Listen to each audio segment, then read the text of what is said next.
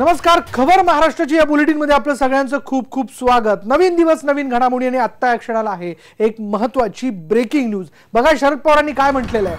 सहकारी बँकांना नोटा बदलीची परवानगी देण्यात आलेली नाही आणि यावर पवारांनी थेट टीका केली आहे. काही सहकारी बँकांमध्ये भ्रष्टाचार झाला म्हणून संपूर्ण सेक्टरला शिक्षा का देण्यात येते.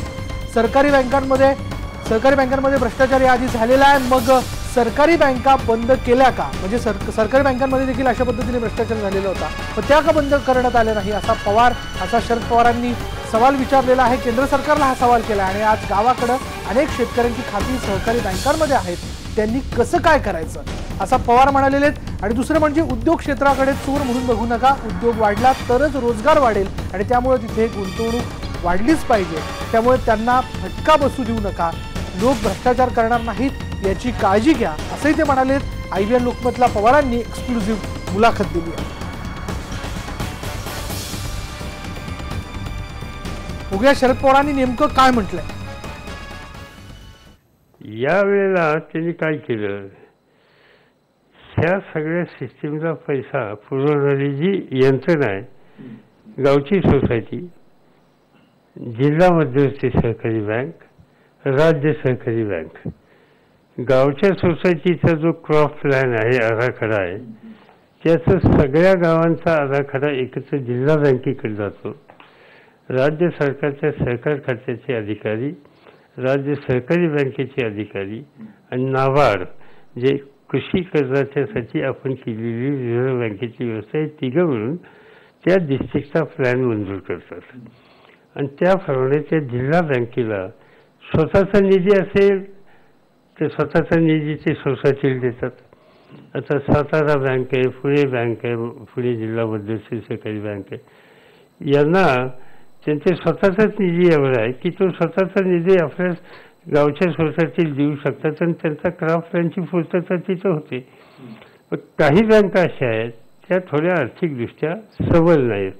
मग त्या बँकांना पैसे कोण देणार, त्या सोसायटीला पैसे कोण देणार. त्या सोसायटीला त्यांच्या सबल नसलेल्या बँकांची ताकद नसेल तर त्यांना राज्य सहकारी बँक त्यांचा क्रॉप प्लॅन मंजूर करतो आणि ते पैसे त्यांना देतात. याचा अर्थ आपल्याकडे 3 स्तरावर हा व्यवहार होतो. गावची society, district cooperative bank, district cooperative bank Dubai असेल तर राज्य सहकारी बँक, आणि आवश्यकता असली ते राज्य सहकारी बँकेला नाबार्ड सुद्धा मदत करते. ही जी यंत्रणा आहे सगळी, या यंत्रणेच्या मार्फत ही पूर्तता करायला कुठल्या प्रकारची अडचण येत नव्हती.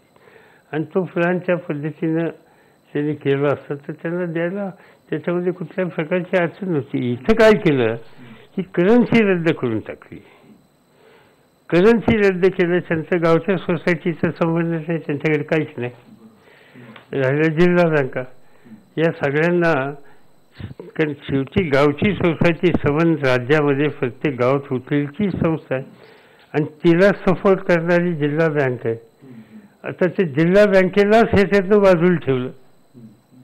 जिल्हा बँकेलाच ह्याच्यातनं बाजूला ठेवलं तर त्या गावच्या सोसायटीला पैसे कोण देणार. जिल्हा बँकेला अनेकांची खाती जिल्हा बँकेत असतात, त्यांना तिथं व्यवहार करता नाही आले, त्यांनी व्यवहार कुठं करायचे. राज्य बँकेची डायरेक्ट शेतकऱ्याची सभासदाचे व्यवहार नसतात, त्यांचे सोसायटींची व्यवहार त्याच्यामध्ये असतात. त्यामुळे राज्य बँक त्यांना मदत करू शकत नाही.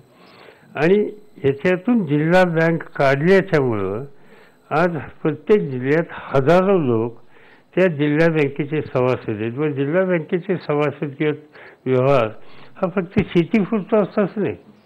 त्या जिल्ह्यामध्ये सरकारी कर्मचाऱ्यांची पतसंस्था असते, पंचायत राज्यामध्ये काम करणाऱ्यांची पतसंस्था असते, शिक्षकांची सोसायटी असते. या सगळ्यांचे पैसे या सरकारी बँकेत असतात. त्या जिल्हा बँकेलाच त्यांनी थांबवल्यामुळं या सगळ्यांच्या व्यवहारात परिणाम काही ना काही व्हायला लागले. शेतीवर तर झालेच, पण त्यांचं म्हणणं आहे की हेच अड्डे आहेत भ्रष्टाचाराचे. समजा असं आहे की अड्डे असले तर उद्याच्याला मोठ्या बँकेत कधी भ्रष्टाचार झाला नाही. देशातल्या काही मोठ्या बँकेत सुद्धा भ्रष्टाचार झाला, त्याची चौकशी झाली, लोक तुरुंगात गेल्याची उदाहरण आहेत.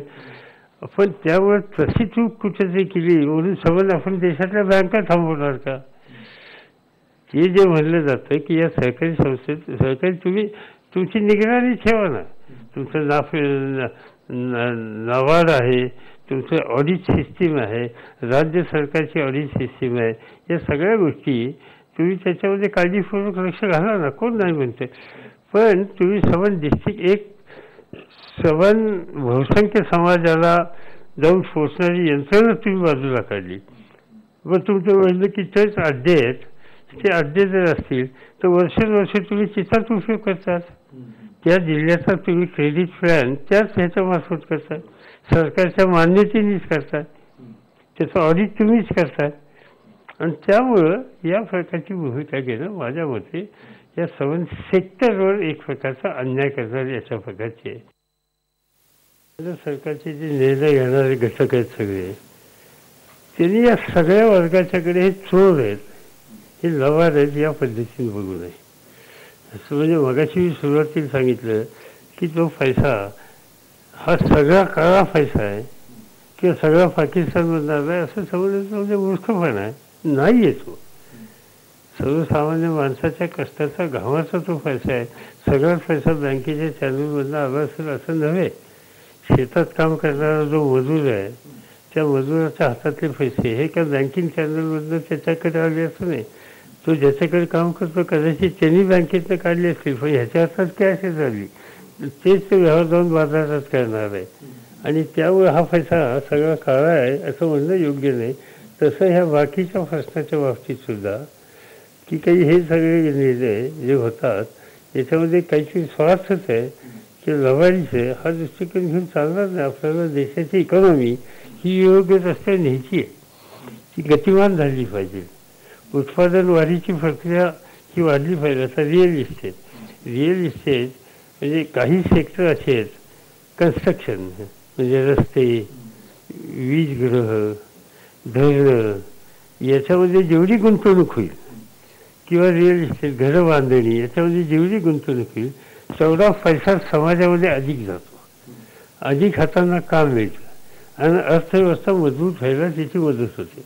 म्हणून भांडवली गुंतवणूक, कॅपिटल इन्व्हेस्टमेंट या कोर सेक्टरमध्ये झालीच पाहिजे. रस्ते सुधारण्याच्यासाठी पैसा गेलाच पाहिजे, वीज निर्मितीसाठी पैसा गेलाच पाहिजे, धरणं बांधायला पैसा गेलाच पाहिजे. अन्य कामाच्या पेक्षा ही उत्पादक गोष्टी आहेत आणि त्यामुळे प्रोडक्टिव्ह सेक्टरमध्ये इन्व्हेस्टमेंट जास्त होणं, मग त्याच्यात रिअल इस्टेट सुद्धा आली, हे चुकीचं नाही. प्रश्न त्याच्यातले दुसरे आहेत. मी कुणाचा ते इंटरव्ह्यू बघत होतो की ह्या सगळ्या रिअल इस्टेटच्या सेक्टरमध्ये पैसे येतात ही चांगली गोष्ट आहे. चिंता तिथं दुसरी आहे माझ्यासारखेलसुद्धा की ज्याचा रिअल इस्टेटचा प्रोजेक्ट आहे घरं बांधणीचा, तो घरं बांधतो आहे, गुंतवणूक करतो, ही जमेची बाजू आहे. पण घरं बांधण्याच्यासाठी त्याला प्लॅन मंजुरीला जावं लागतं 10 टेबलवर आणि तिथं दक्षिणा ठेवायला लागते. हे थांबवलं पाहिजे. खरा प्रश्न तो आहे. प्रश्न घर बांधण्याच्यासाठी तर प्रयत्न करतो तो नाही आहे, हे बाकीचे. त्यामुळं मोदींनी अशावर लक्ष केंद्रित करावं. रिअल इस्टेटवर लक्ष आता घालणार आहेत वगैरे वगैरे असं मला काही माहिती नाही खरं किती खोटं त्याच्यात. पण त्यांनी लक्ष हे बाकीचे फाटे फुटत आहेत आणि त्याच्या यातनं सामान्य लोकांना, उद्योजकांना, व्यावसायिकांना होत आहेत, ते कसं कमी करता येईल. आणि ते करतानाही माझं मत वेगळं आहे. त्याच्यात नुसते कठोर कायदे करून चालणार नाही. निर्णय असे घेतले पाहिजेत की लोकांना त्या रस्त्याला जाऊसच वाटलं नाही पाहिजे.